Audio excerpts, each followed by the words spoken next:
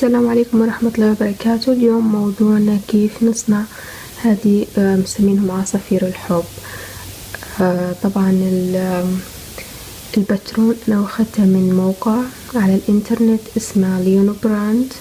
طبعا هو فري باترون، تطبع الأوراق وتمشي عليهم الباترونات وهيك، فهنخلوه على جنب علشان نمشوا على الروز وكله. أول شي طبعا هيكون في كثير متطلبات علشان الألوان أيضا مختلفة والعيون والتلصيق وهكذا. المهم نحطهم على جنب. كل اللي هنحتاجه هو خيط أصفر للمنقار، رصاصي للورد. طبعا إذا جبتي أشياء يعني خيط بسيط، يعني مش طويل واجد، بس يعني أشياء بسيطة، أبيض وأسود. طبعا هذا كان الصوف المطلوب. غير المتطلبات عيون، واحنا هناخد المقاس مش أصغر واحد، بعدين هنوريكم الصغير والكبير علشان ندير العيون يثبتوا باللصقة. احنا نقولها لصقة أميرة أو سوبر كلو.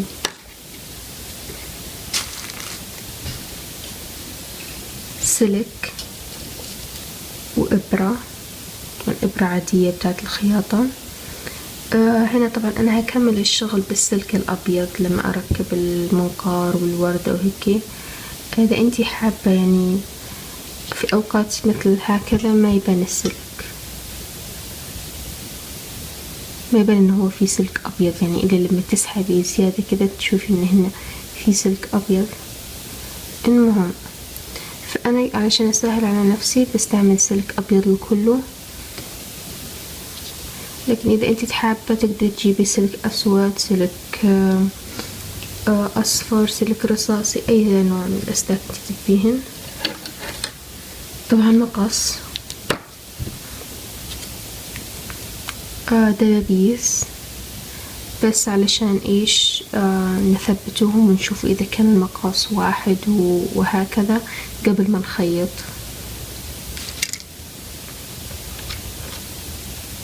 إبرة طبعا للتنظيف، ماركر علشان بعدين راح نحتاج نعد الصفوف وهكذا. نسيت أوريكم الذيل من خلف. المهم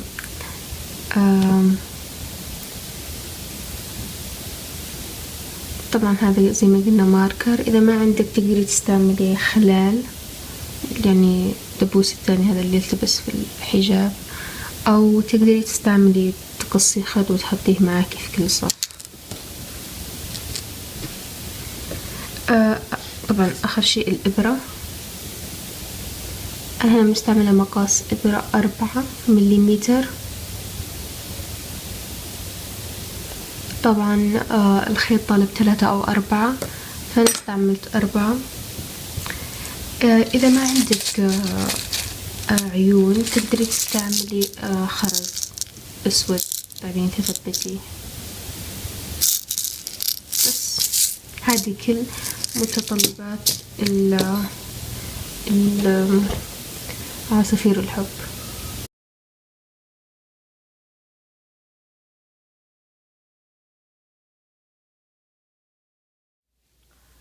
توا جسم العريس طبعا هيكون إعادة للشغل في الصف من الصف الأول للصف 11 في العروس. يعني هنبدأ بسلسلتين، بعدين 6 غرز حشو وهكذا.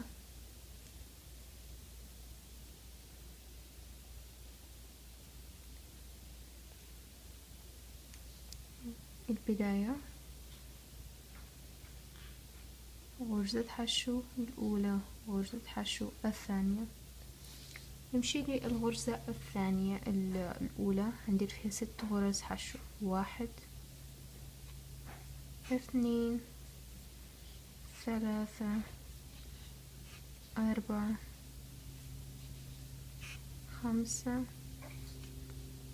6 السطر اللي بعدها غرزتين حشو في الكل، هنحط هنا 1 ونحط على طول الماركر في نفس الغرزة غرزتين حشو، واللي بعدها غرزتين حشو، هننتهي ب6 هننتهي ب12.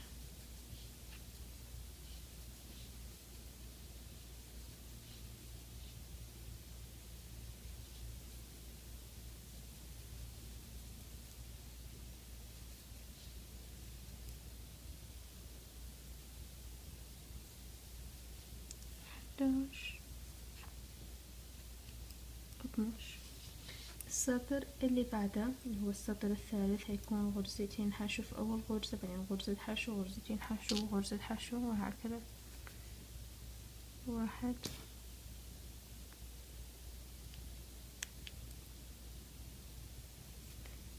2 اللي بعده غرزة حشو، غرزتين حشو، غرزة حشو، غرزتين حشو، 1 2 مع بعض، 1 2 مع بعض،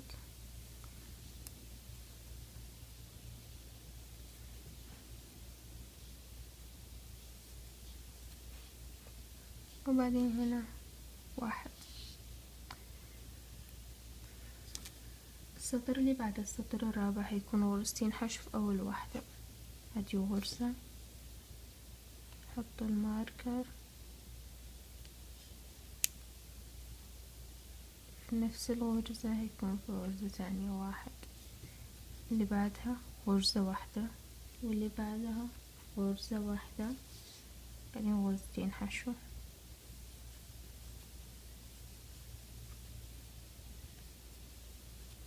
غرزة، غرزة، 2، وهكذا لآخر الصف.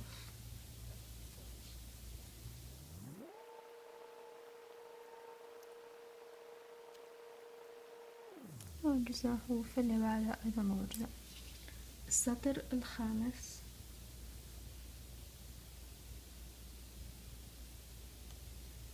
طبعا هنا هنكون انتهينا ب18 غرزة حشو. السطر الخامس والسابع، خامس والسادس والسابع اللي هو 3 صفوف هيكونوا 24، مش هنغيروا فيهم شيء.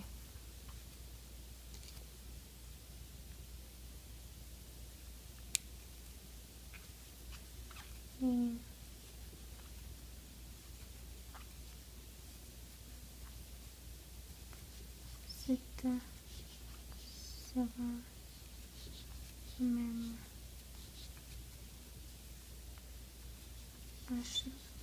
10. كملي. هنا هيكون آسفة، هيكون انتهينا في السطر اللي بعده ب24 غرزة. السطر اللي بعده هيكون طبعا زي ما قلنا كلها غرزة حشو واحدة في الكل. هذا أول سطر، ديري سطرين تانيات وغرزتين حشو، وهتكون ناهية ب24 غرزة حشو. هنجيكم في نهاية السطر السابع. السطر ال12 السطر السابع. السطر الثامن هيكون غرزتين حشو في أول واحدة، غرزة حشو، نحط الماركر، نكمل غرزة حشو واحدة ثانية في نفس الغرزة، بعدين 3 غرز حشو عادية، 1 2 3. بعد الثالثة غرزتين حشو، 1 2 غرزة حشو، بعدين غرزة حشو، واللي بعدها غرزة حشو، بعدين غرزتين حشو في حشو 1 2 3، واللي بعده غرزتين حشو، 1 2، وهكذا للنهاية. هيكون عندك 30 غرزة حشو.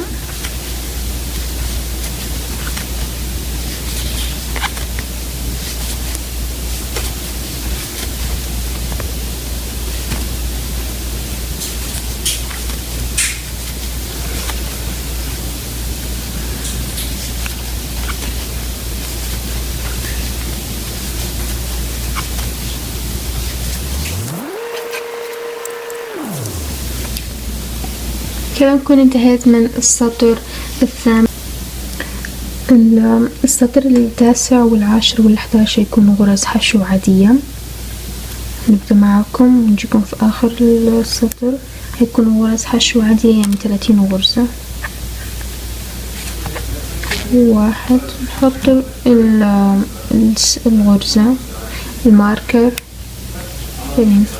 واحد، اثنين، ثلاثة، أربعة، لآخر السطر 19 وعشر وحداشر.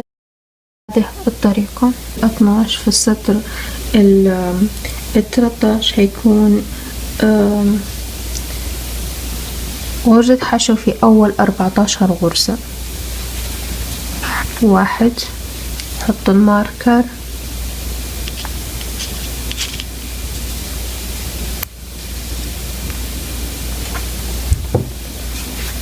اثنين، ثلاثة، أربعة، خمسة،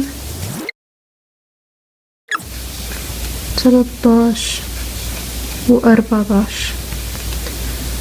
بعد 14 الغرزة 15 هيكون فيها غرزتين حشو، واحد، اثنين.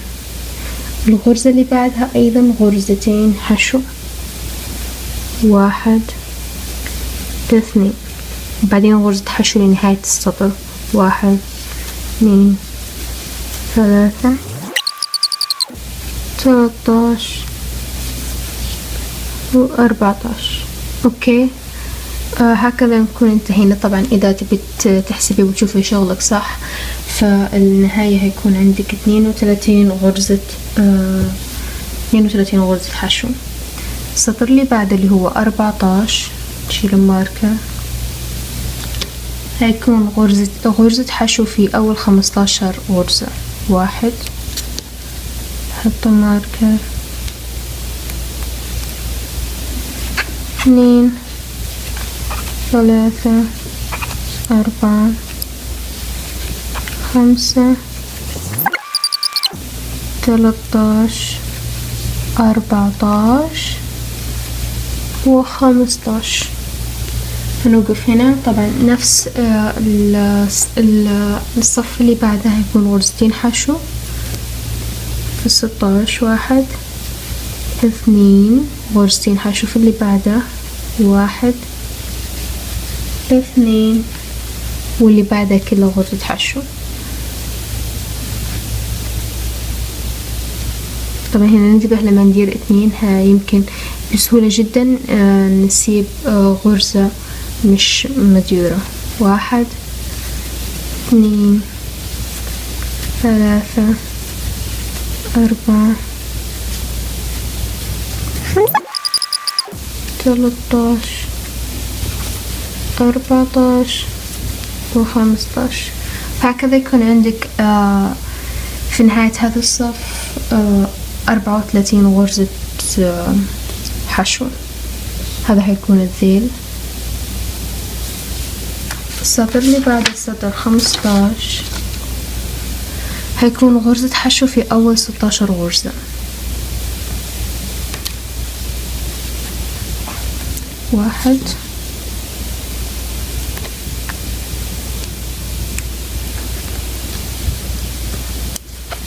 اثنين، ثلاثة، أربعة، 15، 16. اللي بعدهن هيكونوا غرزتين حشو، واحد، اثنين، واللي بعده أيضا هيكون إيش غرزتين حشو، واحد، اثنين، ونكمل عادي غرزة حشو واحدة في 16 غرزة الباقية.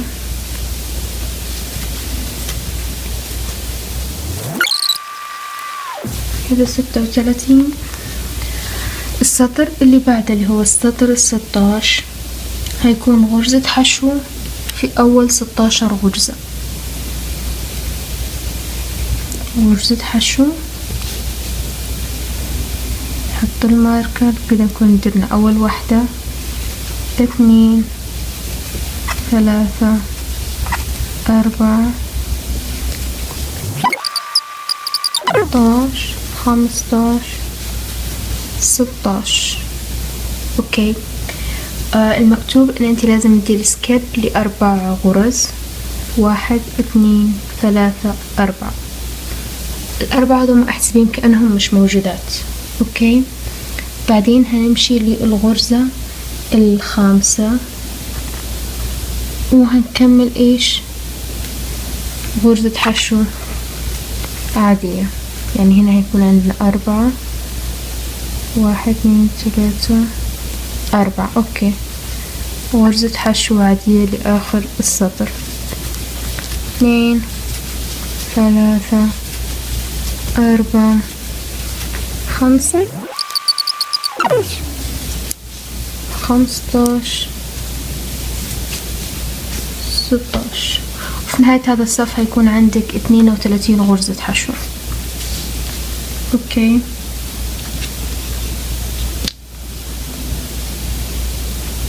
فهنا المطلوب انك انت ايش، طبعا هما كاتبين تحطي العيون الحين وتحشي. انا كده انتهيت من الصف ال16. طبعا لازم لكم 32 غرزة حشو. السطر اللي بعد طبعا هنا كاتبين لازم نحشي نلصق العيون ونحشي، فانا مش هنحشي، مش هنلصق العيون ولكن هنحشي. اول شي نقلب الشغل للجهة الخلفية، نطلع الذيل. اوكي. نحشي شوية قطن،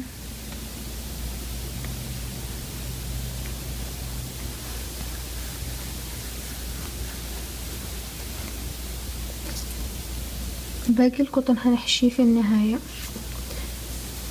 نشيل الماركر. السطر ال17 غرزتين، أول واحدة تناقص، بعدين نحط الماركر، بعدها غرزة حشو عادية، بعدين 2 تناقص، واحدة تناقص، يعني تناقص غرزتين حشو، تناقص غرزتين حشو، 1 2 تناقص، 1 2 بعدين تناقص.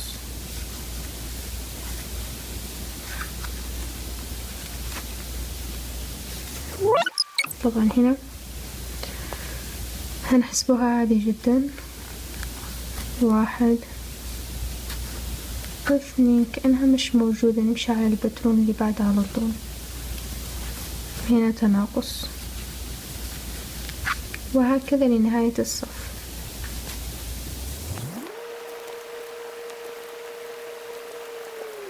السطر اللي بعده هيكون تناقص غرزة حشو، تناقص غرزة حشو، وهكذا. 1 هذا التناقص، حط الماركر،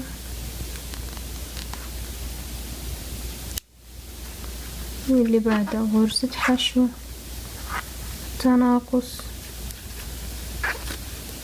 غرزة حشو، تناقص، غرزة حشو، وهكذا للنهاية. هنجيكم في نهاية المقطع. أنا كده انتهيت من الصف ال18. الصف اللي بعده هيكون كله تناقص، مفيش غرزة حشو. 1 2 تناقص، ندخل الماركر، اللي بعده 1 2 تناقص، 1 2 تناقص، وكذا لنهاية هذا الرو.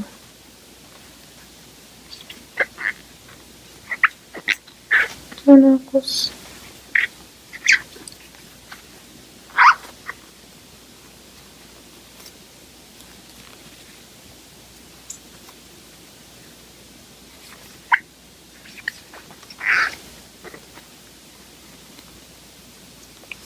آخر 2 تناقص. قبل ما نمشي اللي بعدها نحشي باقي القطن.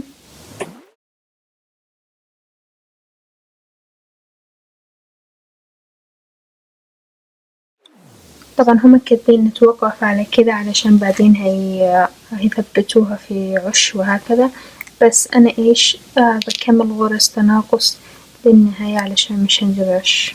1 2 تناقص، نحط الماركر واللي بعده 1 2 تناقص، 1 2 تناقص. طبعا هنا ننتهي ب4 غرز. الغرزة الثانية والرابعة من جشور هنمشي للغرزة الثالثة، هندير فيها منزلقة. طبعا هذه الغرزة الأولى، الثانية، الثالثة، واللي معايا الرابعة.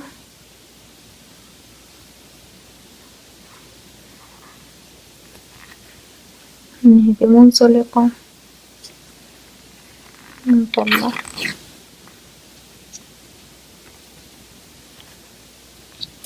كذا نكون انتهينا من الجسم العروس.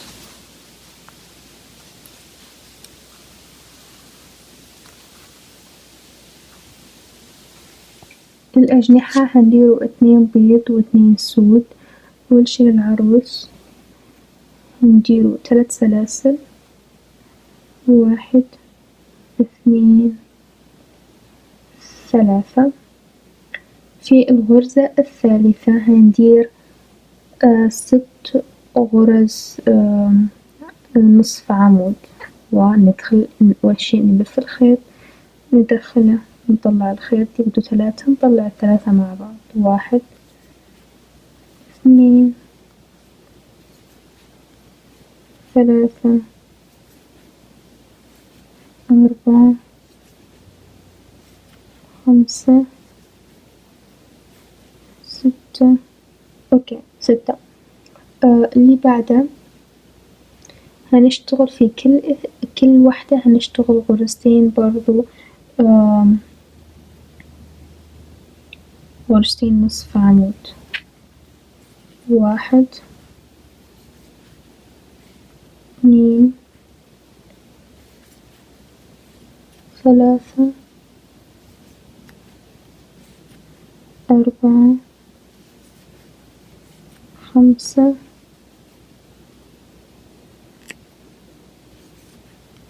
6 7 8 9 10 11 12، وننهيها بمنزلقة. كذا يكون هذا الجناح الأول.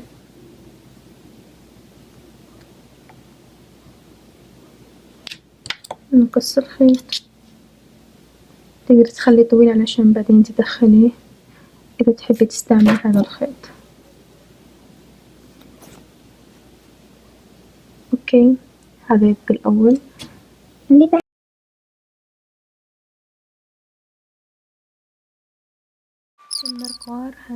المنقار هنديرو 2. فأول شي نبدأ سلسلة البداية، هنديرو 3 سلاسل، 1 2 3. في أول وحدة في تاني وحدة هنديرو غرزة حشو، بعدين غرزة نصف عمود بلفة،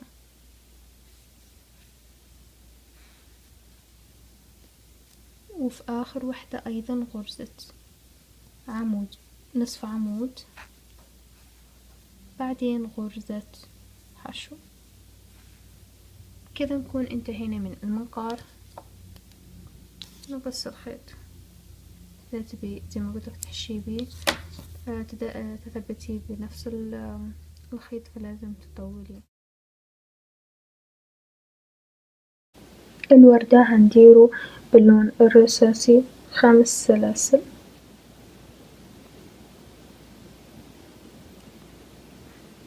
1 2 3 4 5. نمشي للغرزة الأولى اللي هي الأولى من هنا، وندير إيش منزلقة 4 سلاسل. السطر اللي بعده 1 2 3 4 ومنزلقة. اللي بعده 1 2 3 4 نمشي للنص منزلقة. 1 2 3 4 في النص منزلقة، وآخر واحدة 1 2 3 4 ومنزلقة في المنتصف. اوكي،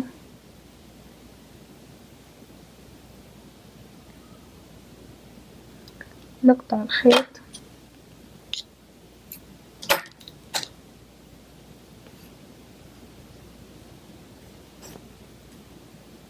كده. هذه تكون أول وردة.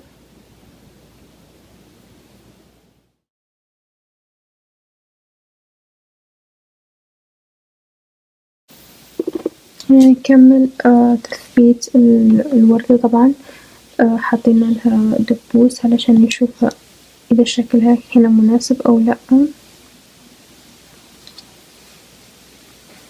في الرأس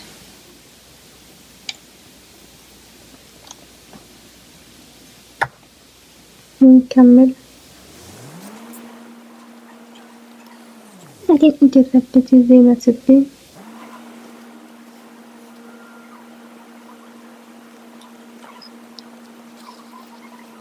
اوكي كذا الوردة خليها عشان إذا تبي تركبيها أو شي. يعني أنا بس درت الخيط هنا في الفتحة زي ما انتوا شايفين، في خيط واحد بس باين، علشان كذا إذا انتي تحبي تغيري الألوان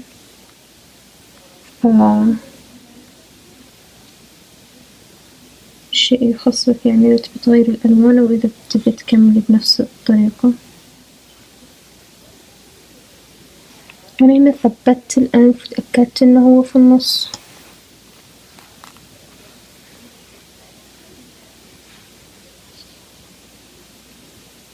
وهنا بس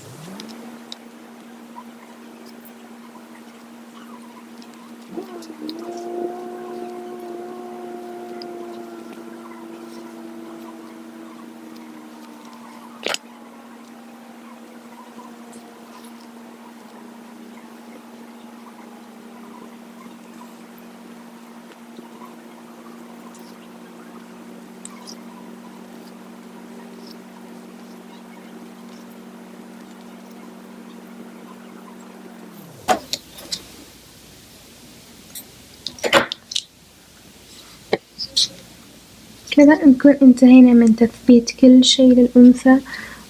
بس ما زال العيون. فحبيت أنبه على شيء واحد. المرة اللي فاتت أنا استعملت لاصق جاب اللون الأصفر هنا من الجنب،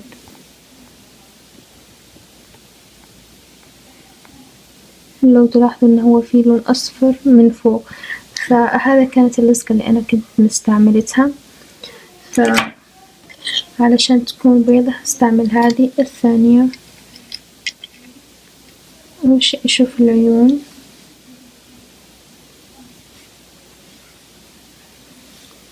لازم يكونوا في جنب الأنف بس من المنقار بس من الجهة الثانية. 1 وهنا الثانية.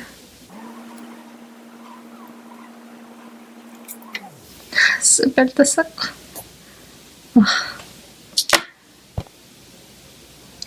كذا دي العينين، وكذا نكون انتهينا منه. العيون والذيل في النص في المنتصف، كذا نكون انتهينا من العروس.